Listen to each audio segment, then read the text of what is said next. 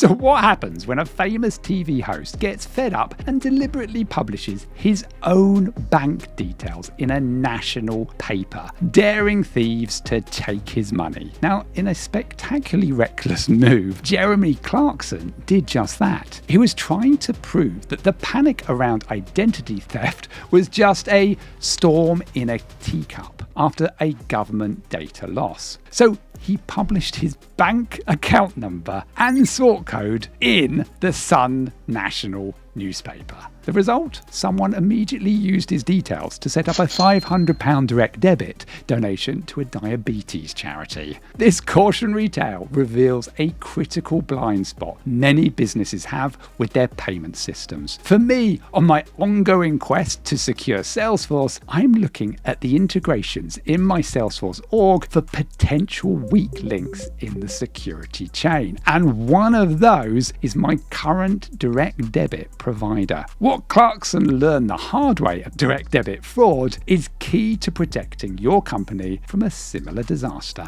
So it all happened back in 2008. Clarkson took to his newspaper column to downplay the threat of a massive government data loss. To prove his point, he laid it all out, generally believing the worst anyone could do was put money into his account and not take it out. Of course, he was spectacularly wrong. Soon after, he discovered someone had used his public information to set up that direct debit mandate, and the £500 was gone. This incident perfectly illustrates the flaw in traditional payment systems. Direct debit fraud happens when somebody uses bank details to authorize payments without permission. For years, the system operated on trust, often only relying on the name, account number, and sort code, the very informations that appear on every paper check. There was no robust way to prove the person providing the details was the actual owner. So, a check without the signature? Great! Simplicity of the attack is what makes it so insane.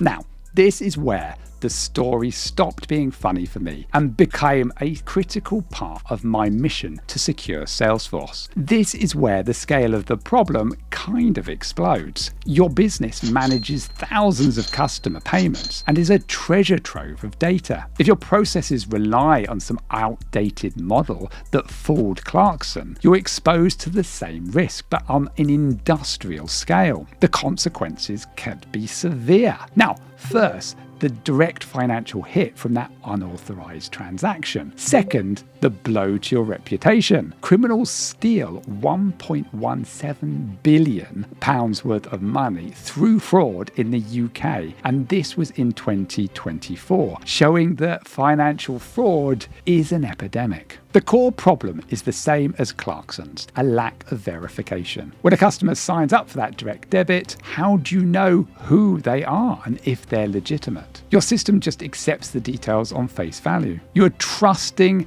every honest user. So, how do you stop this? The answer isn't to hide our bank details, it's to change the way we verify them. The most powerful weapon in this fight is open banking. The old system was like a security guard accepting a written note with the details on, whereas open banking is saying, right, I'll see your note, now let me see your official ID as well. Instead of capturing just bank details, open banking securely redirects your customers to their own online banking portal. They log in with their credentials, something only they know, and the bank themselves confirms in real time that the person setting up the payment is the genuine owner. So no mistakes in data entry on the bank account details as well. This is where tools built for Salesforce come in. I found that SmarterPay have a brilliant Salesforce app that securely validates and stores bank details, and it doesn't expose your org to risk. So I can easily send a link to my customer who validates their account details by logging into their bank.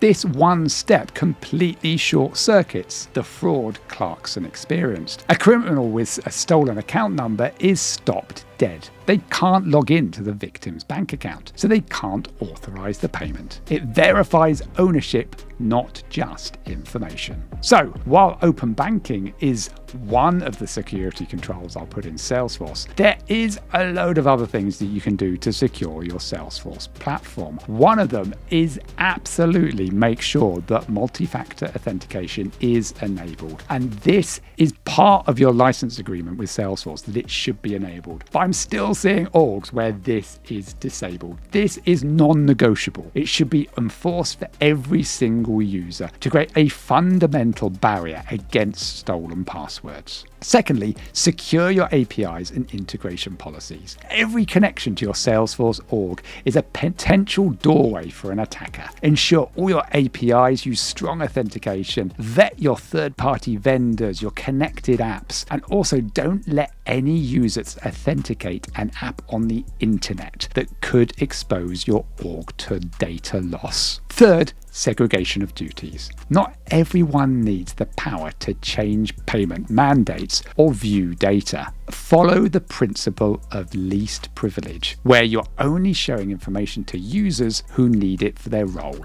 and nothing more. Finally, enable real-time monitoring and alerts. Modern security systems can watch for unusual activity, like a direct debit being in a strange location, and flag it for immediate review. If you want to go that extra mile, get Salesforce Shield. That has a load of automated rules that can block an alert for unusual activity. So, in conclusion, Jeremy Clarkson's £500 lesson is a powerful case study on the danger of making assumptions in security. He assumed his bank details were just information. A fraudster proved that they were the key. For businesses on platforms like Salesforce, the lesson is 1,000 times more critical. Total fraud losses still remain alarmingly high in the UK. The threat isn't just losing money, it's losing trust. The old model simply doesn't work anymore. The new model must be built on verification. Through technologies like open banking and robust security controls, you can make your org